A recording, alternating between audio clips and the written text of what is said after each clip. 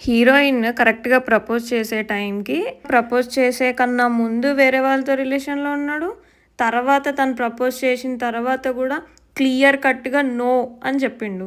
అంత లాస్ట్ మినిట్‌లో కూడా ప్రాంకా అని అడిగితే కాదు అన్నాడు. ఆ ఎమోషనల్ స్టేట్ ఆఫ్ మైండ్‌ని డెప్త్‌లో చూపించాలని రాసుండొచ్చుగా లిరిక్స్. మేబీ తను తొందరగా యాక్సెప్ట్ చేసిందేమో వాళ్ళిద్దరూ మెంట్ ఫర్ ఈచ్ అదర్ కాదని.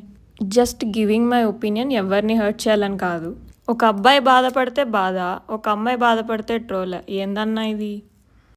కంటి రెప్పవా కిలిలో కాలమంతా వేచి ఉంటా. హీరోయిన్ కరెక్ట్‌గా ప్రపోజ్ చేసే టైంకి, ప్రపోజ్ చేసే కన్నా ముందు వేరే వాళ్ళతో రిలేషన్‌లో ఉన్నాడు. తర్వాత తను ప్రపోజ్ చేసిన తర్వాత కూడా క్లియర్ కట్‌గా నో అని చెప్పిండు. అంత లాస్ట్ మినిట్‌లో కూడా ప్రాంకా అని అడిగితే కాదు అన్నాడు. ఆ ఎమోషనల్ స్టేట్ ఆఫ్ మైండ్‌ని డెప్త్‌లో చూపించాలని రాసుండొచ్చుగా లిరిక్స్. మేబీ తను తొందరగా యాక్సెప్ట్ చేసిందేమో వాళ్ళిద్దరూ మెంట్ ఫర్ ఈచ్ అదర్ కాదని. జస్ట్ గివింగ్ మై ఒపీనియన్, ఎవరిని హర్ట్ చేయాలని కాదు. ఒక అబ్బాయి బాధపడితే బాధ, ఒక అమ్మాయి బాధపడితే ట్రోల్. ఏందన్నా ఇది?